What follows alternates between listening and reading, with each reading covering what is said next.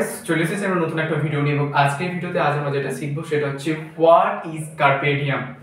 তোমরা দেখবে যখন লিটারেরি ক্রিটিসিজম বা লিটারেরি থিওরি যখন পড়বে তখন এই টার্মটা সম্পর্কে তোমরা জেনে থাকবে যে কার্পে ডিয়াম। তখন আমাদের মনে প্রশ্ন আছে যে কাকে বলে কার্পে ডিয়াম। সো আজকের ভিডিওতে আমরা সেটাই জানবো যে হোয়াট ইজ কার্পে ডিয়াম অ্যান্ড এই কার্পে ডিয়াম আমাদের কোন কোন রাইটিং এর মধ্যে ব্যবহার হয় এবং এই রাইটিং এর মধ্যে দিয়ে ব্যবহার হওয়ার মধ্য দিয়ে কার্পে ডিয়ামের পারপাস গুলো কি কি, তো এই সবগুলো বিষয় আজকের ভিডিওতে আমরা আলোচনা করব। তো শেষ পর্যন্ত তোমরা দেখতে থাকো। সো ফার্স্ট অফ অল আগে আমাদের জানতে হবে what is carpe diem. Okay, so what is carpe diem in literature. Okay, আমাদের সাহিত্যে কার্পে ডিয়াম দেখো আলাদা আলাদা, একটা হচ্ছে কার্পে আর একটা ডিয়াম, এটাকে একসাথে বলা হয় carpe diem. Okay, so carpe diem is a Latin phrase এবং এটা হচ্ছে এক প্রকার একটা ল্যাটিন ফ্রেজ মিনিং, যার মানে কি, যার মিনিং হচ্ছে সিজ দ্য ডে। এখানে লেখা আছে দেখবে সিজ দ্য ডে, আমরা বলতে পারি প্লাগ দ্য ডে, মানে দিনটিকে কাজে লাগানোর কথা আমাদের বলা হচ্ছে এবং খুবই একটা মোটিভেশনাল টার্ম এবং ফিলোসফিক্যাল টার্ম হচ্ছে এই কার্পে ডিয়াম। এবং arguing that the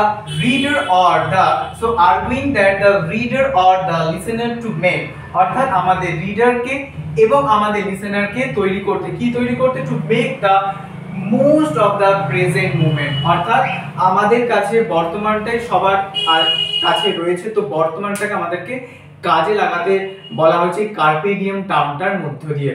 যে ফিউচার আমাদের কাছে আনসার্টেন, অনিশ্চিত, কারণ উই রিয়েলি ডোন্ট নো কি হবে অ্যাকচুয়ালি।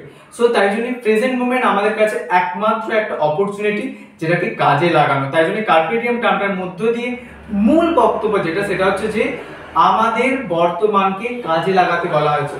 তাই জন্য এটার মানে হচ্ছে seize the day or pluck the day. Okay, and enjoy its opportunities, এবং এই বর্তমানে যে সকল অপরচুনিটিস গুলো রয়েছে বা সৌভাগ্যগুলো রয়েছে সেগুলোকে আমাদেরকে এনজয় করতে হবে অফেন। কারণ কি, কারণ এখানে বলা হচ্ছে because time is fleeting and life is short.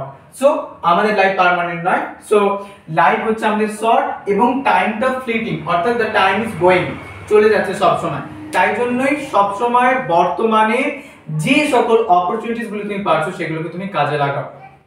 এরপর এই কার্পে ডিয়াম আমাদের কোন কোন রাইটিং এর মধ্যে ব্যবহার হয় এটা একটা খুব গুরুত্বপূর্ণ ব্যাপার। ইটস আ কমন থিম এবং এটা হচ্ছে একবার খুবই কমন থিম ইন পোয়েট্রি। আমাদের কবিতার মধ্যে এই থিমটা তোমরা দেখতে পাবে এবং তোমরা অনেক কবিতা এরকম পড়েছো।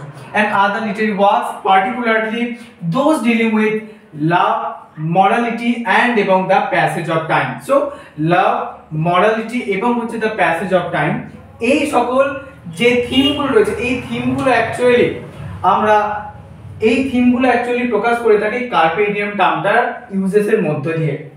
বিকজ আমাদের লাইফ পার্মানেন্ট নয় এবং খুবই শর্ট পিরিয়ড, তো তাই জন্য টাইমটা যেহেতু যাচ্ছে সেক্ষেত্রে আমাদের কাছে একমাত্র একটা পথ হচ্ছে, সেটা হচ্ছে প্রেজেন্টের অপরচুনিটিস গুলো যেগুলো রয়েছে সেগুলোকে কাজে লাগাতে হবে। Because the future is uncertain এবং ভবিষ্যৎটা হচ্ছে আমাদের কাছে অনিশ্চিত।